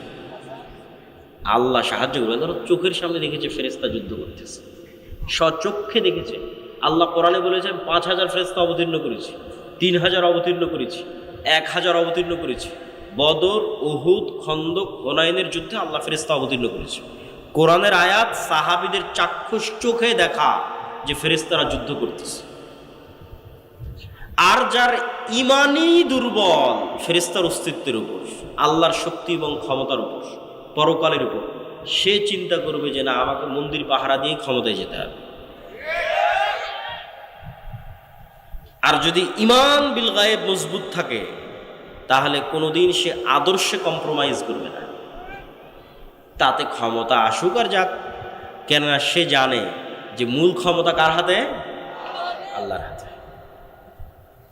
এবং ফেরেশতার উপর যদি ইমান মজবুত থাকে, আল্লাহর উপর যদি ইমান মজবুত থাকে, এগুলো তখন সে বুঝবে। দেখেন রাসূল সাল্লাল্লাহু আলাইহি ওয়াসাল্লাম কি বলছেন, যে দাজ্জাল 40 দিন পৃথিবীতে থাকবে। পৃথিবীর এমন কোনো শহর নাই, বন্দর নাই, নগর নাই যেখানে দাজ্জাল প্রবেশ করবে, কিন্তু মক্কা এবং মদিনায় দাজ্জাল প্রবেশ করতে পারবে না। তো মক্কা এবং মদিনায় দাজ্জাল প্রবেশ করার চেষ্টা করবে না? করবে না? করবে না? করবে। রাসূল বলছে প্রত্যেক যতবার দাজ্জাল মক্কা মদিনায় প্রবেশ করার চেষ্টা করবে, ততবার মক্কা মদিনার রাস্তায় উন্মুক্ত তরবারি হাতে ফেরেশতারা তাকে প্রতিরোধ করবে। আল্লাহু আকবার। আল্লাহর নবী বলেনি যে মানুষ প্রতিরোধ করবে, ফেরেশতা প্রতিরোধ করবে উন্মুক্ত তরবারি হাতে। যে ফেরেশতার অস্তিত্বের প্রতি ইমানই নাই, তো কেমনে আল্লাহর সাহায্যের আশা করবে যে না আল্লাহর সাহায্যে ফেরেশতা আসতে পারে? ইমানই তো নাই, কেমনে আশা? তখন চিন্তা করবে যে না, আমাকে কম্প্রোমাইজ করতে হবে, আমি তো এটা না করলে ভোট পাবো না, ওইটা না করলে তো মানুষ সায় দিবে না, অতএব এটাই ছাড়, ওইটাই ছাড়, ওইটাই ছাড়। দিন শেষে ইসলামী বাদ, ইসলামী আর নাই। তো ইমান বিল গায়েব, এর উপর ইমান মজবুত হতে হবে। ইমান বিল গায়েবের একটা বড় অংশ হচ্ছে পরকাল। পরকাল মানে মৃত্যুর পর পুনরুজ্জীবন। তো মৃত্যুর পর পুনরুজ্জীবনের আলোচনায় যাওয়ার আগে ফেরেশতার আলোচনায় আর দুটো কথা। ফেরেশতার অস্তিত্ব যে আছে আপনি কেমনে বুঝবেন? ঠিক আছে ভাই, মানলাম, বিশ্বাস করলাম আপনার কথা আব্দুল্লাহ ভাই, যে নূর চোখে দেখি না, তাও নূর আছে পৃথিবী, আমার সাথে ফেরেশতা আছে, আমাদের এখানে সবার সাথে ফেরেশতা আছে, বিশ্বাস করলাম, কিন্তু তাও বাস্তব ইন প্র্যাকটিক্যাল লাইফ লিয়াতমাইন্না কলবি, অন্তরের প্রশান্তির জন্য বিশ্বাস, বাস্তবে পরীক্ষা করে দেখতে চাই ফেরেশতা আছে। তো বাস্তবে ফেরেশতার অস্তিত্ব বোঝার একটা পরীক্ষা নিয়ে, যাতে আপনি বুঝতে পারেন যে হ্যাঁ ফেরেশতা আছে। তো আমাদের যখন এসএসসি এবং এইচএসসি পরীক্ষা থাকতো, সকাল 8টা-10টার মতো পরীক্ষার হলে ঢুকতে হবে, ওইটার যে একটা টেনশন বা একটা তাড়া কাজ করতো, ঠিক যদি কারণ ফ্লাইট থাকে, প্লেন থাকে, বিমান থাকে, ট্রেন থাকে, তাহলে ওটা ধরার জন্য যে ব্রেনে তাড়া কাজ করে, নিয়তের মজবুতি কাজ করে, আপনি একদিন ওই রকম নিয়ত করবেন যে আজকে ফজরে উঠব, বেশি দিন করতে বলি, একদিন আজকে রাতে করতে পারেন। কীরকম নিয়ত? ঠিক বিমানে ফ্লাইটের টিকিট থাকলে যেরকম নিয়ত করেন, পরীক্ষা থাকলে যেরকম নিয়ত করেন, ট্রেনের টিকিট থাকলে যেরকম নিয়ত করেন, ওই রকম নিয়ত যেন আজকে ফজরের 5টার সময় আজান দেবে, ফজরের সালাতে 5টার সময় উঠতে নিয়ত শক্ত করবে। এমনি ওই মনে করলাম যে ফজর উঠবো, চলো ফোনে অ্যালার্ম দিই, ওটার কথা বলে, ফোনে তো অ্যালার্ম দেওয়া লাগবে না, কেন পৃথিবীতে কারা আছে? কারা আছে? ফেরেশতা আছে, তো ফোনে কেন অ্যালার্ম দেবে? মানুষকে কেন বলবেন যে আব্দুর রহমান জিহাদি সাহেব আমাকে ফজরে ডেকে দিয়ে, কেন ফজরে তুলে দেওয়ার জন্য কে আছে? ফেরেশতা আছে।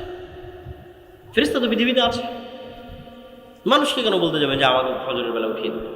ফেরেশতা উঠিয়ে দেবে। এটা আপনি বাস্তবে প্র্যাকটিক্যাল পরীক্ষা করবেন যে ফেরেশতা আপনাকে উঠিয়ে দিচ্ছেন না, আপনি উঠতে পারছেন কিনা। কোনো মানুষকেও বলার দরকার নেই যে আমাকে ফজরে উঠাতে হবে, কোনো মোবাইলে অ্যালার্মের দরকার নাই যে আমাকে ফজরে উঠাতে হবে। তারপরে আপনি শক্ত নিয়তে ঘুমিয়ে যান এবং ঠিক রাসূল সাল্লাল্লাহু আলাইহি ওয়াসাল্লামের সুন্নাত অনুযায়ী ঘুমিয়ে যান। রাসূল কি বলছে? যে আপনার মাথার কাছে একজন ফেরেশতা পাহারাদার অবস্থায় থাকবে ফজর পর্যন্ত। তাহলে এখন আপনাকে ফজরে উঠিয়ে দেওয়ার দায়িত্ব ফেরেশতার। আল্লাহ সুবহানাহু ওয়া তাআলা এভাবে পৃথিবী সেট করে রেখেছে। তো কেমনে আপনাকে ঘুম থেকে উঠিয়ে দেবে সে জানে। এখন মশার কামড়ে উঠিয়ে দিবে, না ঝাপটা আওয়াজে উঠিয়ে দিবে, না আপনার বাচ্চা কাদার মাধ্যমে উঠিয়ে দিবে, না কিসের মাধ্যমে উঠাবে, সেটা ফেরেশতার দায়িত্ব। না কোনোদিন ফজরের আজান আপনার কানে ঢোকে না, আজকে ঠিকই ফজরের আজান কানে ঢুকে গেছে। কেন ফজরের আজান কানে ঢুকতে বাধা হয়ে থাকতো কে? শয়তান। কে বাধা হয়ে থাকতো?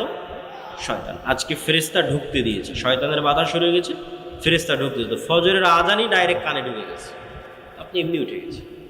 কোনো না কোনো ওয়ে ব্যবহার করে আপনি ইমান বিল গায়েবের বিশ্বাসের মজবুতির মাত্রা যত উঁচু লেভেলে যাবে, গায়েবের অস্তিত্বের প্রমাণ তত বাস্তবে ফিল করবেন। ইমান বিল গায়েবের উপর বিশ্বাসের মাত্রা যত উঁচু লেভেলে যাবে, মাত্রা যদি সাহাবীদের লেভেলে যায় তাহলে ফেরেশতা আবারও যুদ্ধ করার জন্য নামবে। এটাই ঠিক। মানে বিশ্বাসের মাত্রা যদি সাহাবীদের লেভেলে যায় তাহলে বাস্তবে সচক্ষে আবারও ফেরেশতাদের যুদ্ধ করতে দেখা যাবে। কিন্তু ওই লেভেলে মাত্রা নাই, যাচ্ছে না, নেওয়া যাচ্ছে না। কেননা আমরা সবাই হয়ে আছি শয়তানের বন্ধু, শয়তানের দোষ। কেমনি আপনার কাছে ফেরেশতা আসবে আপনি বলেন? যেখানে রাসূল সাল্লাল্লাহু আলাইহি ওয়াসাল্লাম বলছে যে পেঁয়াজ এবং রসুনের গন্ধে ফেরেশতারা কষ্ট পায়, আর আল্লাহ নবী তো পেঁয়াজ রসুন খেতই না, ফেরেশতা কষ্ট পাবে। তো এমনি এতবার মেসওয়াক করতে যাতে জিবরাইল কষ্ট না হয়, আর আপনি সারাদিন বিড়ি আর সিগারেট নিয়ে বসে আছেন, তাহলে আপনার কাছে ফেরেশতা যাবে? আপনার কাছে ফেরেশতা যাবে না। আপনার সাথে কে আছে সবসময় বলেন তো? শয়তান আছে। আপনি সিরিয়াস বিশ্বাস করেন আপনার আশেপাশের যত বন্ধু অস্তিত্বশীল আছে এদের অস্তিত্ব যত সত্য, আল্লাহর কসম, ওয়াল্লাহি আল্লাহর কসম, ওয়াল্লাহি আল্লাহর কসম, আপনার সাথে ফেরেশতার অস্তিত্ব তত সত্য, আপনার সাথে শয়তানের অস্তিত্ব তত সত্য। তা আপনি তো শয়তান যেটা যেটা পছন্দ করেন ওইটা আপনার সাথে ধরে রেখেছেন, তাহলে তো সবসময় আপনার সাথে শয়তান আছে। আল্লাহ নবী বলছে যেই ঘরে ছবি মূর্তি আছে, যেই ঘরে কুকুর আছে, ওই ঘরে কে ঢোকে না? ওই ঘরে ফেরেশতা ঢোকে না। কেউ যদি কোনো ঘরে ঢোকার সময় বলে আসসালামু আলাইকুম, তাহলে ওখান থেকে কে পালিয়ে যায়? শয়তান পালিয়ে। আর যদি আসসালামু আলাইকুম না বলে তাহলে শয়তান আরো ডাক দেয় যে আসো এখানে থাকো। তাহলে আপনার কাজের মাধ্যমে আপনি কাকে বন্ধু বানিয়ে রেখেছেন আপনি ভালো জানেন। ফেরেশতারা পবিত্রতা পছন্দ করে। কোনো একটা মানুষ যদি অজু ভাঙলেই উজু করে এরকমও যদি কোনো মানুষ পৃথিবীতে থাকে, তাহলে ওই মানুষ দুনিয়াতে থাকা অবস্থায় ফেরেশতাদের মতো স্বভাব অবলম্বন করতেছে, আছে দুনিয়াতে কিন্তু আসলে ফেরেশতা। কেননা ফেরেশতারা যেমন সবসময় পবিত্র ও পবিত্র। আর একজন পেশাব থেকে যত্ন নেয় না, কোথায় দাঁড়িয়ে পেশাব করছে, কোথায় পেশাব নিয়ে পানি নিচ্ছে না, তাহলে ওর সাথে সবসময় কে আছে? তাহলে ও কীভাবে হেদায়েত প্রাপ্ত হবে? আর ওর আন্দোলন মিছিলে আর কীভাবে আল্লাহর সাহায্য নেমে আসবে? আর ওর ভোটে কীভাবে আর ইসলাম বিজয়? গায়েবের মদদ ছাড়া, কেন এটা আল্লাহর দিন, গায়েবের মদদ, অদৃশ্যের সাহায্য ছাড়া ইসলামের বিজয় সম্ভব। দুনিয়ার লজিকে মুসা আলাইহিস সালাম কোনোদিন ফিরআউনের উপর বিজয় লাভ করবে না, সম্ভব না। গাজার মানুষের চেয়ে দুর্বল ছিল মুসা আলাইহিস সালাম, দুনিয়ার লজিকে বিজয় সম্ভব। কিন্তু মুসার বিজয় সম্ভব হয়েছে আল্লাহর শক্তিতে, আল্লাহর ক্ষমতায়। পৃথিবীর সব নবী রাসূল যুগে যুগে যা হয়েছে সব আল্লাহর সাহায্য, আল্লাহর শক্তি, আল্লাহর ক্ষমতা, আল্লাহ তার ফেরেশতা দিতে সাহায্য করেছে। আর তাদের ইমানের মাত্রা ওই লেভেলে ছিল। তো ইমান বিল গায়েবের আরেকটা অংশ যেটা একটু না বললেই নয়, সেটা হচ্ছে পরকাল। এই পরকালের কথাটুকু বলে আমরা বক্তব্যের শেষের দিকে যাব। পরকাল মানে মৃত্যুর পর জীবিত হওয়া। আপনারা কোনোদিন দেখেছেন কোনো মৃত মানুষকে জীবিত হতে? একটু কথা বলেন, কোনো মৃত মানুষকে জীবিত হতে দেখেছেন? দেখেন। এখন যদি কোনো মৃত মানুষ কবর থেকে উঠে আসে বিশ্বাস করবেন? বিশ্বাস করবেন না, মনে হয় অবিশ্বাস্য। আচ্ছা, আজ থেকে 100 বছর আগে যদি আপনাকে বলা হতো যে আপনার কথা আপনি এখানে বলবেন, আমেরিকায় শোনা যাবে, বিশ্বাস করতেন? বিশ্বাস করতেন না। ওমর রাদিয়াল্লাহু তাআলা আনহুর বিষয়ে একটা রেওয়ায়েত পাওয়া যায় যে উনি মসজিদে নববীর মেম্বারে বসে আওয়াজ দিয়েছেন, যুদ্ধের মাঠে গিয়ে সে আওয়াজ শোনা গেছে। ইরাকে, সিরিয়ায় যুদ্ধের মাঠে আওয়াজ শোনা গেছে। তো এরকম যদি কেউ বলতো যে না এখানে আওয়াজ দিব আমেরিকায় শোনা যাবে, ভুয়া কথা কোত্থেকে বলে, বিশ্বাস অসম্ভব। তো বিজ্ঞানের মাধ্যমে আমি মনে করি আমার এই ধারণা ভুল হতে পারে। সায়েন্স অ্যান্ড টেকনোলজির মাধ্যমে আল্লাহ গায়েবের পর্দাগুলোকে সরিয়ে দিচ্ছে। বহুদিন যাবত এগুলো সব গায়েব ছিল, এই গায়েবের পর্দাগুলো সরে যাচ্ছে। কিয়ামত যত নিকটে আসবে গায়েবের পর্দা তত দ্রুত সরতে থাকবে। গায়েবের পর্দা সরতে সরতে সরতে সরতে কোন লেভেলে যাবে জানেন? পৃথিবীর সবচেয়ে বড় গায়েব যে মৃত মানুষ জীবিত হবে, এটাও মানুষ সচক্ষে দেখবে। এই দুনিয়াতে মানুষ সচক্ষে দেখবে যে মৃত মানুষ জীবিত হচ্ছে। কিয়ামত হওয়ার আগে, আমি কিয়ামত হওয়ার পরের কথা বলি, গায়েবের পর্দা অলরেডি সরা শুরু হয়ে গেছে। তো এই গায়েবের পর্দা সরতে সরতে সরতে সরতে সরতে সরতে সরতে সরতে ওই জায়গায় গিয়ে ঠেকবে যে মানুষ দেখবে মৃত মানুষ জীবিত হচ্ছে। তো মৃত মানুষকে জীবিত করা আল্লাহ ডাল ভাত করার পরেই কিয়ামত দেখবে।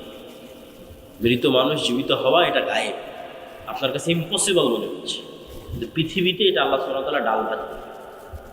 এই জন্য আগেও কয়েকবার এটাকে ডাল ভাত করা আছে। কিভাবে? এমনি তো ঈসা আলাইহিস সালাম আসার আগে বিভিন্ন ঘটনাক্রমে অসংখ্য মানুষকে মৃত্যুর পর জীবিত করা আছে, অসংখ্য মানুষকে। প্রথমে ইব্রাহিম আলাইহিস সালাম বললো বিশ্বাস হয় না যে মরা মানুষ জীবিত করে। বিশ্বাস আছে কিন্তু ইয়াকিন হয়, ইতমিনান নাই। আল্লাহ বললো 4টে পাখি নিয়ে আসো, জবাই করো, 4টে পাহাড়ে দাও, নাম ধরে ডাকো। জবাই করলো, 4টে পাহাড়ে দিল, নাম ধরে ডাকলে উড়ে আসলো। ঠিকই তো, মরা পাখি জীবিত হয়ে গেল। বিশ্বাস। এক নবী এক গ্রামের পাশ দিয়ে যাচ্ছে, পুরো গ্রাম বিরান গোরস্থান হয়ে গেছে, সব মানুষ মরে শেষ, সাপ। নবী বলছে যে এই মরা বিরান গ্রামকে আল্লাহ কিভাবে জীবিত করবে, মনে মনে বলছে। তো আল্লাহ ওই নবীকে ইনস্ট্যান্ট মৃত্যু দিয়েছে 100 বছর। 100 বছর পর নবীকে জীবিত করেছে। যে নবীকে জিজ্ঞেস করতে বলো, মুসা আলাইহিস সালাতু ওয়াস সালাম বানু ইসরাঈল বলল লান নারাল্লাহ হাত্তা লান নুমিনা বিকা হাত্তা নারাল্লাহ জাহরা, আমরা ততক্ষণ পর্যন্ত ঈমান আনয়ন করব না আল্লাহকে যতক্ষণ না দেখব। মুসা আলাইহিস সালাম 70 জনকে নিয়ে তুর পাহাড়ে গেল, আল্লাহর তাজাল্লিতে সবগুলো স্পটেড, ইনস্ট্যান্ট মরে গেছে। মুসা আলাইহিস সালাম আল্লাহর কাছে দোয়া করলো, সুম্মা বা'আসনাকুম মিন বা'দি মাউতিকুম, তোমাদের মৃত্যুর পর তোমাদের পুনরায় জীবিত করব। তারপর আসহাবে কাহফের ঘটনা, 309 বছর প্রায় মৃত, কিন্তু মানুষ দেখলে মনে করবে জীবিত।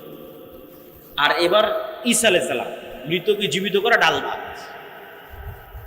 ঈসা আলাইহিস সালাম মৃতকে জীবিত করা, ঠিক আপনি বাড়িতে যখন ডাল আর ভাত রান্না করেছিলেন, ঈসা আলাইহিস সালাম যে কোনো একটা মাটি নিবে, আল্লাহ কোরআনে বলেছে, কোরআনে যে কোনো একটা মাটি নিবে, মাটি নিয়ে বিসমিল্লাহ, মাটিতে ফু দিবে, জীবন্ত পাখি হয়ে আকাশে উড়ে যাবে। বলেন আল্লাহ।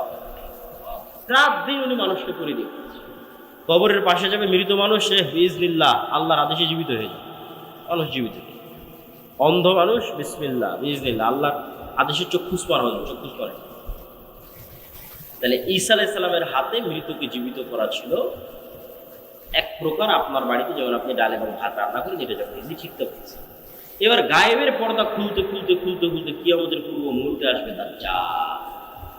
দাজ্জালকে আল্লাহ এই ক্ষমতা দিয়ে দেবে। দাজ্জাল মানুষকে বলবে যে আমাকে আল্লাহ হিসেবে বিশ্বাস হয় না, তো তোমার দাদা কতদিন আগে মারা গেছে? তুই বলে আমার দাদা 10-15 বছর আগে মারা গেছে। তোমার বাপ? আমার বাপ 5 বছর আগে মারা গেছে। ঠিক আছে, তোমার বাপ আর তোমার দাদাকে আমি নিয়ে আসতেছি কবর থেকে উঠিয়ে। এবং বাস্তব সত্য কবর থেকে জীবিত উঠে তার বাপ এবং দাদা তার সামনে এসে হাজির। আজ থেকে 100 বছর আগে, ঠিক আপনার কাছে যখন কোনো মানুষের 100 বছর আগে মারা যাওয়া কোনো মানুষকে যদি বলেন আমার এখন কথা ডাইরেক্ট আমেরিকায় শোনা যাচ্ছে, ইম্পসিবল। তো ঠিক আজ থেকে জানি না, হয়তো কাল পরশুর মধ্যে হতে পারে, কেন কি আমাদের ঘটনার কোনো সময়সীমা কেউ জানে। 500 বছরের মধ্যে হতে পারে। মানুষ দেখবে যে তার বাপ দাদা, তার আত্মীয় স্বজন, মৃত আত্মীয় স্বজন কবর থেকে জীবিত অবস্থায় উঠে আসতেছে। তো কিয়ামত ঘটার আগেই মৃত ব্যক্তিকে জীবিত করাকে ডাল ভাত বানিয়ে দেওয়া হবে মানুষের হাত দিয়ে। তাহলে আল্লাহ পারবে না মানুষকে জীবিত করতে? কি বলে? আরে একবার ঈসা আলাইহিস সালাম মৃতকে জীবিত করেছে, আর একবার দাজ্জাল মৃতকে জীবিত করবে। মানুষ মৃত মানুষকে জীবিত করবে, আল্লাহ পারবেন না মৃতকে জীবিত করতে? এই জন্য বলছি যে এগুলো গায়েবের পর্দা উন্মোচন হয়ে যাচ্ছে। আপনার কথায় আমার কথা এখন আমেরিকায় শোনা যাচ্ছে আর আল্লাহ শুনতে পাচ্ছেন না। আমার কথা অটোমেটিক সব রেকর্ড হয়ে থেকে যাচ্ছে, লাইভ হয়ে থেকে যাচ্ছে, দেখা যাচ্ছে, আর আল্লাহ সুবহানাহু ওয়া তাআলা পারবেন না? আমার ফিঙ্গারপ্রিন্ট দিয়ে মানুষ আমাকে অপরাধী হিসেবে ধরে ফেলতেছে। কারো ফিঙ্গারপ্রিন্টের সাথে মিলে না। আমি এখানে যদি এখন ছাপ দিয়ে চলে যাই, তাহলে এখানে যে আমি ছাপ দিয়েছিলাম, এটা এরপরে যদি কেউ ছাপ না দেয়, কালকে এটা ফরেন্সিক রিপোর্ট করলে বেরিয়ে যাবে যে ওই আব্দুল্লাহর পাসপোর্টও এখানে ছাপ দিয়েছিল। তাহলে হাতের মধ্যে এমন কি আছে, যদি আল্লাহ কিয়ামতের মাঠে যদি বলে যে হ্যাঁ এই হাত কথা বলো, এগুলো সবগুলোর মধ্যে সেভ হয়ে আছে। কোনো কিছু পৃথিবী থেকে হারায়, কোনো কিছু হারাচ্ছে না। হিসাব আল্লাহ সুবহানাহু ওয়া তাআলার হিসাব নেওয়া এবং পুনরায় পরকাল বাস্তবায়ন করা এত সহজ, এত বাস্তব। সম্মানিত উপস্থিতি, তাহলে ঈমান বিল গায়ব যখনই আপনি বিশ্বাস করে নেবেন যে হ্যাঁ পরকাল ঘটবে, না ঘটে গেছে, মরবো, না মরে গেছি, তাহলে এবার জীবনের সিদ্ধান্ত নেওয়া সহজ হবে। যে কোনো ইসলামী দল যখন মনে করে নেবে যে না আমরা সবাই শহীদ হয়ে গেছি, আমরা সবাই মারা গেছি, কেন এই জীবনের তো কোনো মূল্য না ইসলামের দৃষ্টিতে। আল্লাহ, মৃত্যু মানে আল্লাহর সাথে সাক্ষাৎ। তো যখনই আপনি পরকালকে অতীত ধরে নেবেন, তখন আপনার সব সিদ্ধান্ত দেখবেন সঠিক সিদ্ধান্ত নিচ্ছেন, বিজয় দ্রুত আসতেছে। আর যখন ধরে নেবেন না এই দুনিয়ায় সব কিছু, দুনিয়া দিয়ে আমার সব কিছু করে শেষ করতে হবে, তাহলে আর এই ইসলামের বিজয়ও আপনার হাত দিয়ে সম্ভব নয়, আর আপনার বাস্তব জীবনেও আপনি সাকসেসফুল হতে পারবেন। অতএব বস্তুবাদী দুনিয়ামুখী জীবন বাদ দিয়ে পরকালমুখী, মৃত্যুর পর আবার জীবিত হবেন, হিসাব নেওয়া হবে, এই চিন্তা, ফেরেশতা আছে, ফেরেশতা আপনাকে সহযোগিতা করতেছে, ফেরেশতার সাথে বন্ধুত্ব, ফেরেশতার অস্তিত্বের প্রতি গভীর অবিচল আস্থা, ফেরেশতাকে দেখতেও পেয়ে যেত। আপনার ইমান বিল গায়েব বাড়তে থাকলে ওরকম হয়েও যেত, অস্বাভাবিক কিছু। সম্মানিত উপস্থিতি, বক্তব্যের শেষের দিকে এসে কয়েকটা জরুরি কথা। আল জামিয়া সালাফিয়া আর দাওয়া ইলাল্লাহ, মাসিক আল ইতিসাম, মাক্তাবাতুস সালাফ, এগুলোর নাম আপনারা কখনো শুনেছেন কিনা, শোনেন কিনা জানি না। হয়তো এমনি দাওয়াত দেন, বক্তব্য দিতে আসি, চলে যায়। এই যে আজকে এসেছি, আবার কবে আসবো কোনো গ্যারেন্টি আছে? বলেন আছে? মৃত্যু হয়ে যেতে পারে। আর এই সারা বাংলাদেশের কত গ্রাম, কত জেলা, কোন জায়গায় আবারও যাওয়া হবে আর কোন জায়গায় আবারও যাওয়া হবে না, কোনো গ্যারেন্টি। কিন্তু প্রতি মাসে আমরা যে মাসিক আল ইতিসামে লিখতেছি, আমি নিজে তিনটে প্রবন্ধ লিখি। একটা হচ্ছে সম্পাদকীয়টা লিখি, যেমন প্রথমে আজকের এটাতে আছে হামাস ইসরায়েলের যুদ্ধবিরতি, গাজার ভবিষ্যৎ, এটা এই মাসের সম্পাদকীয় আমার লেখা। এবং 2টা প্রবন্ধ লিখি, তাহলে মোট 3টে লিখি প্রতি মাসে। তাহলে আমি এখানে আর আসতে পারি আর না পারি, এখানকার কোনো মানুষ যদি নিয়মিত মাসিক আল ইতিসাম নেয়, তাহলে ওর কাছে আমার নিয়মিত কথা যাচ্ছে না? যাচ্ছে না? নিয়মিত আমার কথা যাচ্ছে। আর যদি মনে করেন আজকেই বক্তব্য দিয়ে শেষ, আর 5 বছরে আমিও আসলাম না, আপনার সাথে আমার আর দেখাও হলো না, আপনাকে আর দাওয়াতও দিতে পারলাম না। তো এই জন্য আমাদের লেখনীকে, আমাদের অন্য আর যে কার্যক্রমগুলো আছে, যেমন দাওয়া ইলাল্লাহর কাজ, বক্তব্য, এত বলি সুমন ভাইকে, মনিরকে, যে এইভাবে না, দাওয়াতি কাজের মাধ্যমে প্রোগ্রাম করতে, কিন্তু বুঝাতে পারি না। হয়তো আমার ব্যর্থতা, ওই জন্য বুঝাতে পারি। আমরা আলহামদুলিল্লাহ অন্যান্য জায়গায় সফল হয়েছি, সফল কাম হয়েছি। আমাদের গাইবান্ধা জেলায় মক্তব চলতেছে, আরও বহু জেলায়, সারা বাংলাদেশে 600 মক্তব ট্রেনিং প্রাপ্ত মানে এই সমস্ত 600 মক্তবের শিক্ষকেরা জামিয়া সালেফে ডাঙ্গিপাড়াতে ফ্রি থাকা, খাওয়া এবং যাতায়াত খরচ, এবং ওই 600টা মক্তবের ছাত্রের ফ্রি বই, ছাত্রছাত্রী, কতগুলো জিনিস একটা আর সাথে যুক্ত, 600। এই 600টা মক্তবের ক্ষেত্রে এই সবগুলো জিনিস ঘটেছে।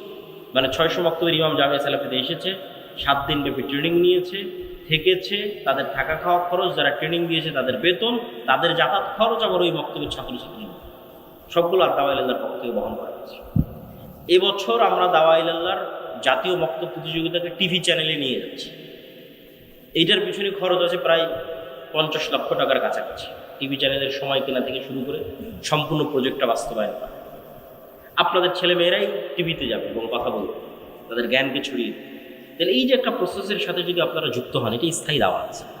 আমি সেখানে যাই আর না যাই, আমার ট্রেনিং প্রাপ্ত শিক্ষক ওখানে কোরআন শিখাচ্ছে, এটা চিন্তা করলেই মন ভালো হয়, চিন্তা করলেই মন ভালো হয়। আর যখন মনে করেন আমি এখানে আসলাম, আজকে বের হয়ে গেলাম, এখানে একটা বক্তব্য চালু করতে পারলাম না, তখন মনে হয় যে না, আমার এই দাওয়াতি সফরটার কল্যাণকর হলো, সাদাকায় জারিয়াটা স্থায়ী হলো। 2 ঘন্টা চিৎকার করলাম, মানুষ তো এখন ভুলে যাবে। আর যদি না, এখানে এই শিবগঞ্জ কানসাট অঞ্চলে আমার 10টা 50টা মক্তব চলে, তাহলে আমার মনে হবে যে না, ওই 10টা 50টা মক্তবে যে বাচ্চা কোরআন শিখতেছে, ওর সাদাকায় জারিয়ার নেকি আমিও পাবো। কেন সেগুলোর আমরা খোঁজ খবর রাখতেছি, প্রতিযোগিতা আয়োজন করতেছি, তদারকি করতেছি। তো ঠিক তেমনি আমাদের আরও লেখনির যে বিষয়গুলো আছে, শায়েখ আব্দুর রাজ্জাক বিরিসিবির যে বইগুলো আছে, আমাদের ছাত্ররা একটা পত্রিকা বের করে, কিশোরয়, যে ছাত্রদের, এর এই যে প্রচ্ছদ ডিজাইন, এটাও ছাত্রদের করা, এর ভিতরের যে লেখার যে ডিজাইন, এটাও ছাত্রদের করা। এটা কোনো স্টাফ, বেতনভুক্ত কোনো স্টাফ দিয়ে করা যায়, ছাত্ররা একটা। এগুলো যদি আপনারা না দেখেন, না শোনেন, শায়েখ আব্দুর রাজ্জাক বিরিসিবির সালাতের বই, দুয়ার বই, আমাদের মিন্নাতুল বাড়ি, এগুলো আপনাদের মূল্যায়ন করতে। 3 নম্বর যে বিষয়টা সেটি হচ্ছে সমাজ থেকে অন্যায়কে উৎখাত করার আরেকটা বড় অন্যায় হচ্ছে সুদ। সমাজ থেকে যে সমস্ত অন্যায়কে উৎখাত করা উচিত বলে মনে হয় তার মধ্যে আরেকটা বড় অন্যায় কি বলেন তো? সুদ। কেন সুদ বড় অন্যায়? সুদ মানুষকে গোলাম বানায়। ফেরাউন বানু ইসরাইলদেরকে যে গোলাম বানাতো না, আপনি ইতিহাস পড়ে দেখেন, ওর গোলাম বানানোর আরেকটা মূলনীতি ছিল সুদ। ওদের সুদি লেনদেনের মাধ্যমে ওদেরকে গোলাম বানিয়ে রাখত। আল্লাহ নবী যখন মদিনায় যায় তখন মদিনায় সুদি কারবারের সবচেয়ে বড় ব্যবসা ইহুদিদের। আল্লাহ নবী খুব ভালোভাবে জানে যে অর্থনীতি যদি কন্ট্রোল না করা যায় দেশ কন্ট্রোল করা সম্ভব, তাহলে এদের সুদি অর্থনীতির যে বেড়াজাল আছে এটা ভেঙে চূর্ণ বিচূর্ণ করতে হবে, তাহলে আমি দেশ কন্ট্রোল করতে পারবো। তো আজকে পৃথিবী এমন একটা সিচুয়েশনে চলে গেছে, কোনো ক্যাশ টাকা নাই। ইংল্যান্ডে আমি 1 বছর থেকে দেখে এসেছি, আমেরিকার লোকজন যারা গেছে তাদের সাথে কথা হয়, ক্যাশ টাকা বলে পৃথিবীতে আর কিছু নেই। মানে প্রত্যেক ক্যাশ টাকার বিপরীতে লোন আছে। এখনো বাংলাদেশে ওই সিচুয়েশন তৈরি হয়নি, এখনো বাংলাদেশে ক্যাশ টাকা আছে।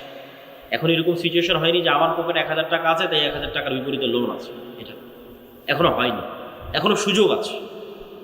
তো বাংলাদেশে কর্জে হাসানার মাধ্যমে সুদের বিরুদ্ধে লড়াই করে। এবং আরেকটা জিনিস মাথায় রাখতে হবে কর্জে হাসানা এবং সুদের ক্ষেত্রে, যেটা বলে আমার বক্তব্য শেষের দিকে চলে যাব, সেটা হচ্ছে যে ইসলামী ব্যাংকের মাধ্যমে সুদকে উৎখাত করা কেন সম্ভব হচ্ছে না? কেননা কেউ গোড়ায় হাত দেয়নি। গোড়া কি?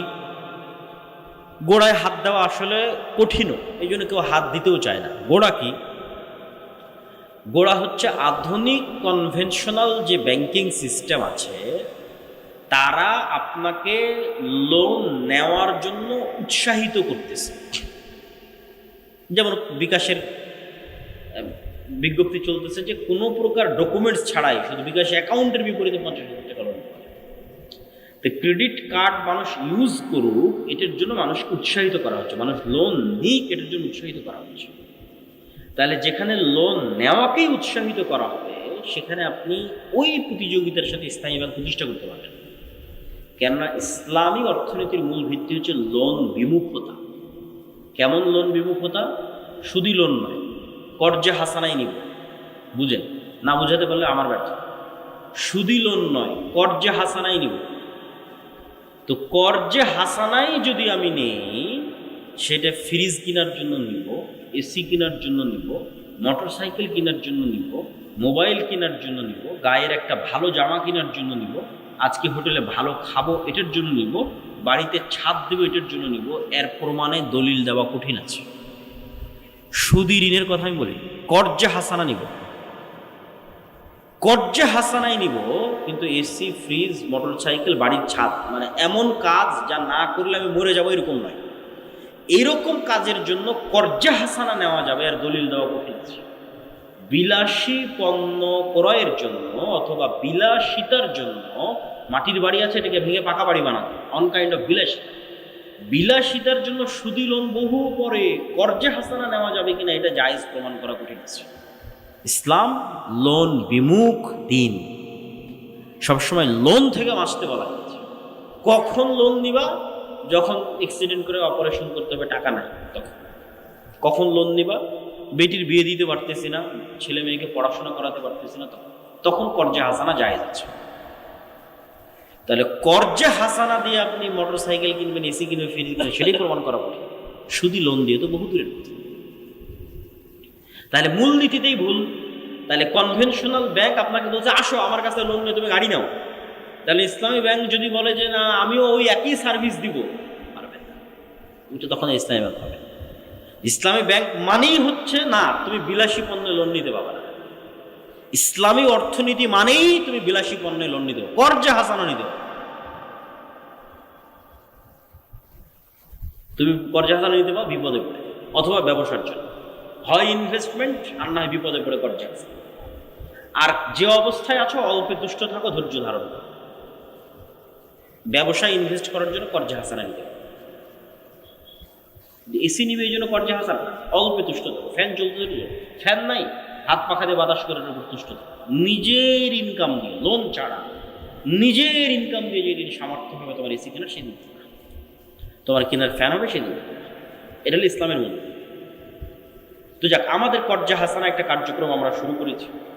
এইটাতে যেমন আমরা কর্জা হাসানা দিচ্ছি এবং আমরা ওই সিস্টেমে দিচ্ছি, হয় বিপদগ্রস্ত না হয় ব্যবসায়ী নিয়ে, এই দুটো ক্যাটাগরি ছাড়া কর্জা হাসানা নাই। পাশাপাশি যে সমস্ত মানুষ ব্যাংকে টাকা রাখে কিন্তু সেখান থেকে বেনিফিট চায় না, তাদেরকে আমরা উৎসাহিত করতেছি যে আমাদের এই ফান্ডে আপনারা টাকা জমা রাখেন, যেটা আপনি যখন চাইবেন তখন ফেরত নিতে পারবেন। এবং আলহামদুলিল্লাহ অসংখ্য মানুষ এটাতে অংশগ্রহণও করতেছে।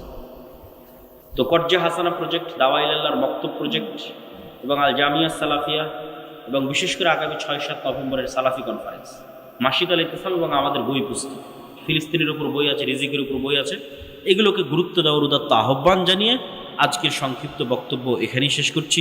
ওয়াখির দাওয়ানা আনিল হামদুলিল্লাহি রাব্বিল আলামিন। বইগুলো স্টেজেই পাওয়া যাবে। শায়েখ ইস্কন দিয়ে হইচই করবেন না, ধীরে ধীরে, কেননা প্রশ্ন উত্তর আছে 2-3টা। শায়েখ ইস্কন নিয়ে আপনার মন্তব্য কী, বাংলাদেশে ইস্কনের ভূমিকা এবং আমাদের কর্তব্য কী, দয়া করে জানিয়ে বাধিত করবেন। ইস্কন নিয়ে আমি যতটুকু পড়াশোনা করেছিলাম সেটা হচ্ছে বাংলাদেশের স্বাধীনতাকে পার্মানেন্টলি অখণ্ড ভারতের অন্তর্ভুক্ত করা মাস্টার প্ল্যানের অংশ হচ্ছে ইস্কন। বাংলাদেশের স্বাধীনতাকে পার্মানেন্টলি অখণ্ড ভারতের অংশ করার মাস্টার প্ল্যান হচ্ছে ইস্কন, এবং তারা অনেক দূর সফল। ভিকটিম গেম খেলার মাধ্যমে, সংখ্যালঘুর নিরাপত্তার মাধ্যমে বাংলাদেশ দখল করা হবে। আজ হতে পারে, 20 বছর পর হতে পারে, 50 বছর পর হতে পারে, কিন্তু প্ল্যান এটা। সেটা কি? ব্লেম গেম, ভিকটিম, যে এই দেশে সংখ্যালঘুদের নিরাপত্তা নাই। এই গেম তৈরির রাস্তা কারা তৈরি করবে? ইস্কনেরা তৈরি করবে। অতএব সংখ্যালঘুদের নিরাপত্তা দেওয়ার জন্য বাংলাদেশে সেনাবাহিনী পাঠাতে হবে। এটা হওয়ার পরিবেশ এখনো ঘটেনি, কিন্তু ওই মাস্টার প্ল্যান অনুযায়ী সেই দিকে আগানো হচ্ছে। আল্লাহ সুবহানাহু ওয়া তাআলা বাংলাদেশের স্বাধীনতা, সার্বভৌমত্বকে হেফাজত করুন এবং আমাদেরকে সঠিক সিদ্ধান্ত গ্রহণের তৌফিক দান করুন। একজন অসুস্থ মানুষ সিয়াম রাখতে পারেনি, পরে আর সুস্থ হওয়ার সম্ভাবনা নেই, সে ফিদিয়া দিয়ে দেবে। আব্দুল সামাদ নয়, আব্দুস সামাদ, আব্দুস সামাদ, সমাদ, আব্দুল নয়। একজন জিজ্ঞেস করেছে যে আব্দুল সামাদ নাম ঠিক আছে কিনা, আব্দুল নয়, আব্দুস সামাদ। রায়ান আহমেদ রাফিদ, রায়ান এভাবে না বলে রাইয়ান বলেন, রাইয়ান, এটা সুন্দর না। আহমেদ, এটাও সুন্দর না, নাম রাখা যাবে। আর কোনো প্রশ্ন ছিল? ঠিক আছে, সালাম। খুব সুন্দর পরামর্শ, আমাদেরও মাথায় আছে ইনশাআল্লাহ, আল্লাহ যদি তৌফিক দেয় ইনশাআল্লাহ। তো আমরা বৈঠক শেষে দোয়া পড়ি, সুবহানাকা আল্লাহুম্মা ওয়া বিহামদিকা আশহাদু আল্লা ইলাহা ইল্লা আনতা আস্তাগফিরুকা ওয়া আতুবু ইলাইক। আসসালামু আলাইকুম ওয়া রাহমাতুল্লাহ।